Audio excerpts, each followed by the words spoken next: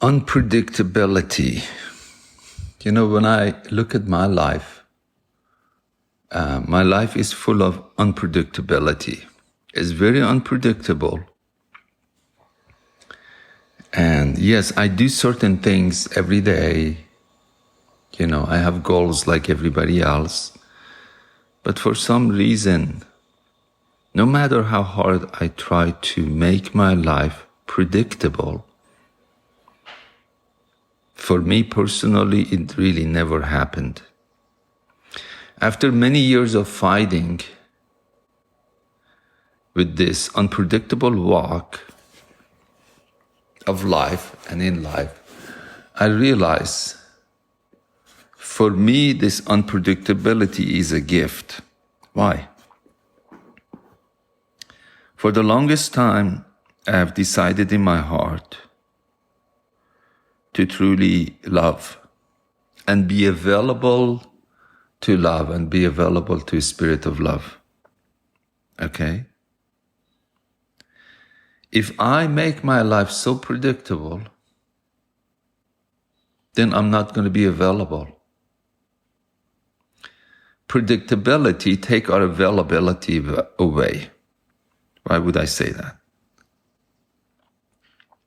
The disciples of Pharisee, or the Pharisees' disciple, I'm assuming, they had a very predictable life. They would go to temple, perhaps in a certain hours.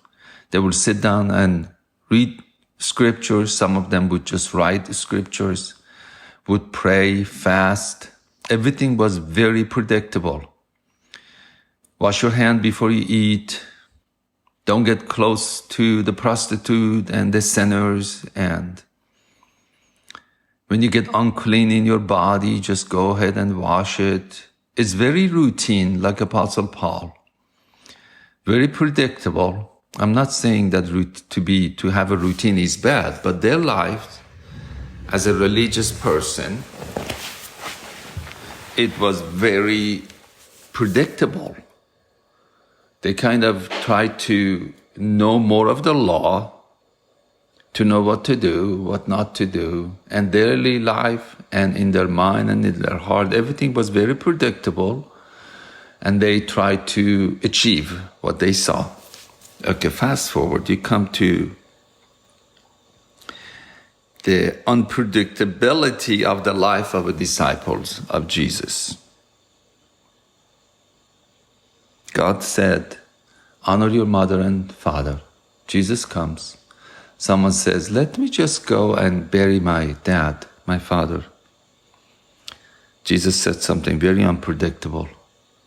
Let the dead bury the dead, you come and follow me.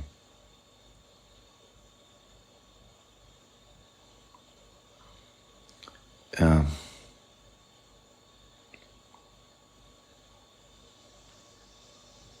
5,000 people finally, those days, followed Jesus wherever he went. This massive crowd. You're talking about 2,000 years ago. This massive crowd, like an ocean or a tornado, just following this person. And they kind of tried to put Jesus in this box. Okay, this Jesus can feed us, you know, he fed 5,000 of us, just the man and the woman and the children. Oh my God, what a humongous crowd. Hey, he says this stuff, but he fed us, you know, man, it was a miracle. And that bread and that fish that he gave to all of us, it tasted really good.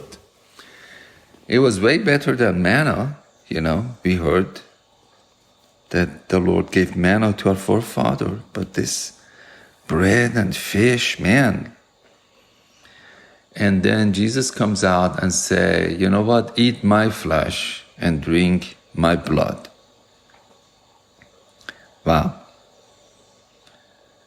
It's like, I believe the Lord was, of course he said that for eternity, and that what he said is going to stand, and after 2,000 years we understand what he said.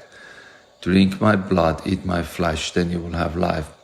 But also I would say he said that to them to get them out of that religious mentality and the predictability of even following this Jesus. He said something that it didn't really make sense to them. But the Spirit of Jesus was wooing them. The Spirit of Jesus was there.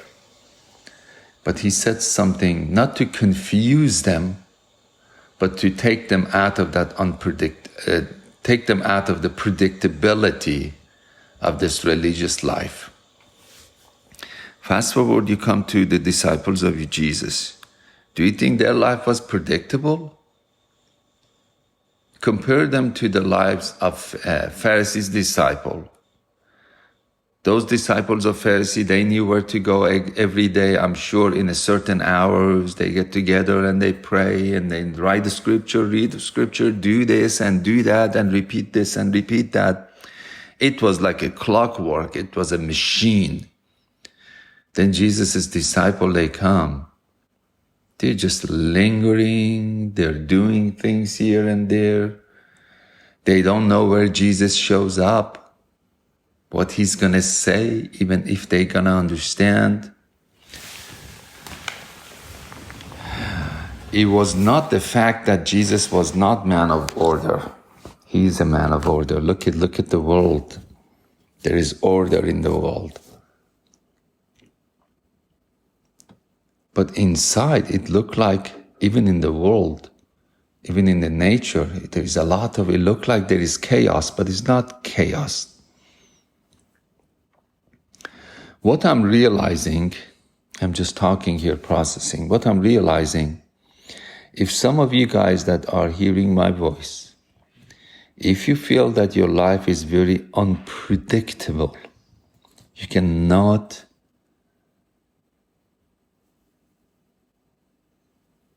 how can I say it? You cannot, no matter how much you tried, you cannot make your life predictable, your future predictable.